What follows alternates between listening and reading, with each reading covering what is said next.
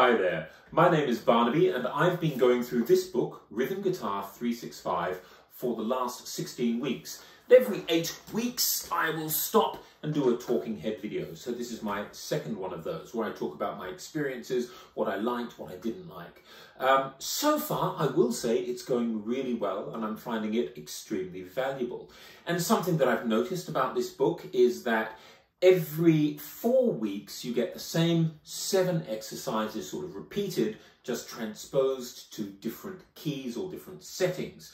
And so you might on Monday have a given exercise, the next Monday you'll have the same exercise, but it'll be based around different chords. So you learn one rhythmic idea, one technical idea, and it gets repeated 4 times. What this means is that at the start of every 4-week block, so weeks 1, week 5, week 9, week 13, so far, all of the exercises are unfamiliar and so you struggle with them a bit. But by the end of that 4-week block, week 4, week 8, week 12 and week 16, by the end of that 4-week block, the exercises are familiar and you feel like you've got them under your fingers, even though you're doing them for the first time in a different key. So that's a really valuable aspect to this book. And something that I discovered was a real surprise is that between weeks 9 and 16, the country exercises, my most hated part of the book, were actually useful. I've said before, I don't really like country music. I don't have a pickup truck. I've never had the slightest desire to marry my cousin. However, that being said, doing things like Travis picking is really good because it's something that you can use in folk stuff or rock stuff or other types of accompanying. So anything where you're doing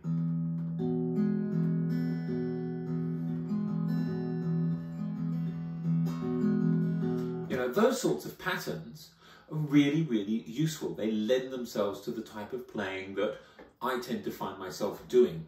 So I've been thrilled with that aspect of the book. And other things, there have been some odd things. There's one exercise that you find between week 9 and week 12, which is this thing. And the second part of that is this. Whoops, sorry. Hear that? Really kind of weird and out of tune. If our home key is E, then suddenly we've got this, which just sounds strange. Just a really, really odd thing, right? But that's because, okay, within this chord, that's the correct tonality. However, within the home chord, which is E, it's not the correct tonality. So what that gives us is a really jarring thing. So the first week you're doing this exercise,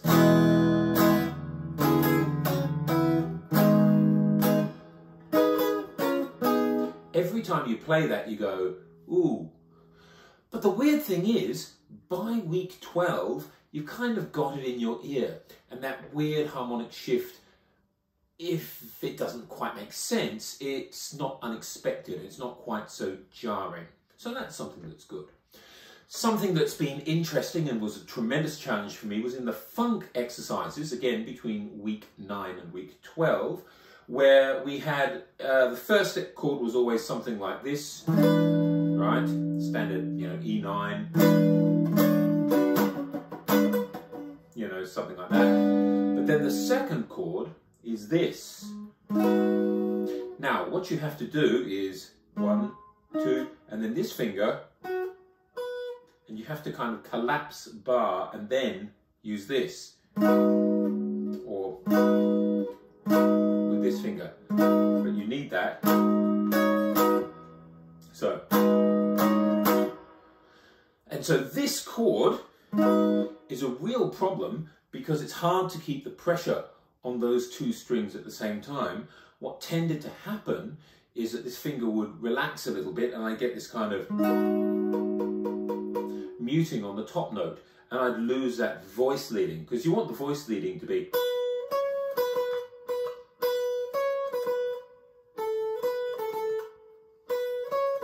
Right? And so, and then you need that. So if your finger collapses, you get,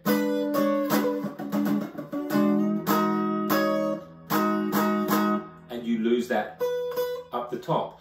And so that in week 9 was a real challenge to get right.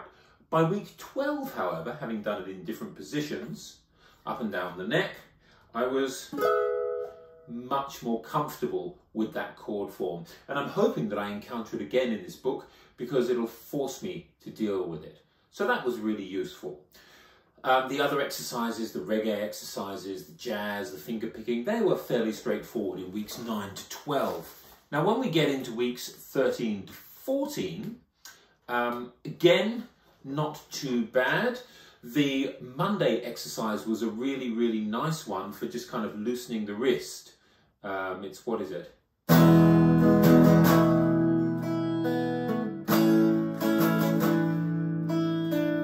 You know, ba da da da dum. It's a really good thing.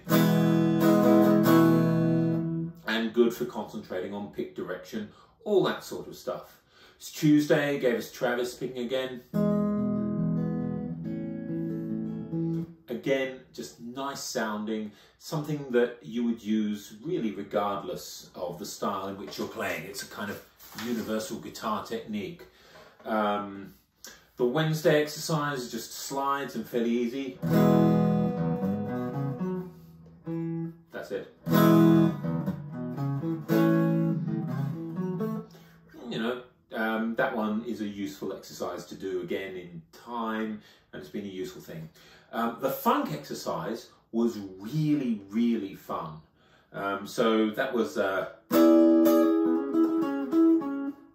that little repeat, and then the second time you do it,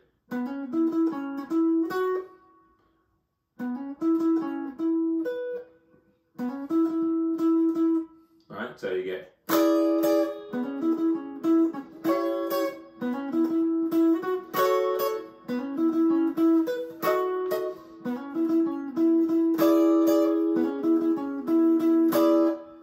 and so that little repeating motif that's almost the same but slightly different each time is kind of a charming aspect of this. And the fact that you kind of get into this groove when you're doing it, and again your wrist loosens up, and this is one of those exercises that you actually don't want to stop playing because it's just fun to keep going. So I found myself doing this one sort of 10, 15, 20 times in a row, just getting into that groove, which was really enjoyable when practicing this.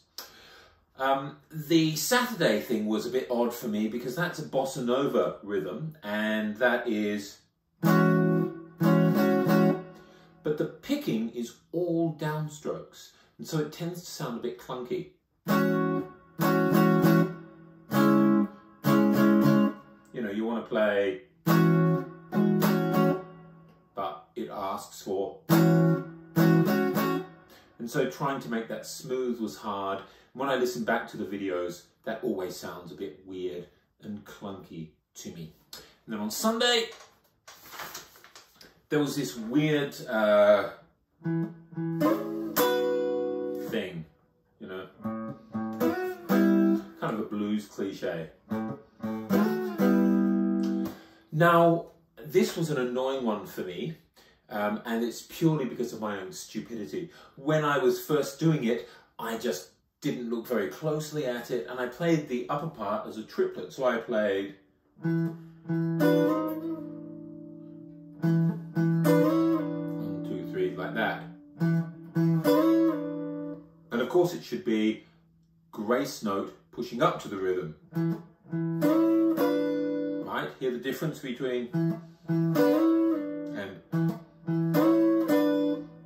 and so I recorded weeks 13, 14 and 15 with the wrong rhythm. Then when I got to week 16, I actually looked at it and went, hang on, I've been playing the wrong thing for the last 3 weeks. So I went back and I recorded just the Sunday of week 13, 14 and 15 again, and actually inserted it into those videos because luckily they hadn't been put online yet. So that's an exercise that I found myself doing the wrong way. So anyway, that was the little correction I had to make. All that aside, I'm finding this a really useful book. What I am finding is that my rhythm playing when I'm playing for myself tends to be a little more loose and relaxed, but when I'm trying to do these exercises, my wrist tends to be tight. And the reason is that I guess I'm trying to be really precise about, you know, if I have that, I don't want to play and accidentally hit the wrong note. I'm trying to play the exercises exactly as they're written on the page. I'm trying to follow the picking directions, all of that stuff. So normally if I was playing, you know, I'd just play, and I wouldn't worry too much if I occasionally hit that. But because I'm doing these exercises precisely, I'm trying to do that. I'm trying to stick only to the strings specified on the page. There are a few times when I have trouble. So for example, there's a swing exercise where you have to do something like that. And you've got this upstroke and you're supposed to hit all of the strings at the same time. What tends to happen when you're doing it fast is, so you just get this kind of nominal strike. And so when I listen back to the videos, I hear myself doing things like that a few times. So those are habits that I'm trying to correct, but they may simply be realities, physical realities of playing the guitar. What you've got on the page may not just really be possible to reproduce entirely. Anyway, that being said, look, the book is continuing to work well. The rhythmic exercises make sense. I like this 4-week block system that seems to be going on. It's useful to me to practice the exercises first at half tempo and then at full tempo. I haven't yet encountered anything I can't play. Some are harder than others, but I expect that as I go through the book, I will start to find things that are really, really challenging. So far, the hardest thing has been that chord, and that is purely because of my unfamiliarity with the technique. Anyone who's used to playing chords that way will just be looking at me and going, why would you have trouble with that? Okay, so that's it. I guess I will continue making videos and see you in another 8 weeks.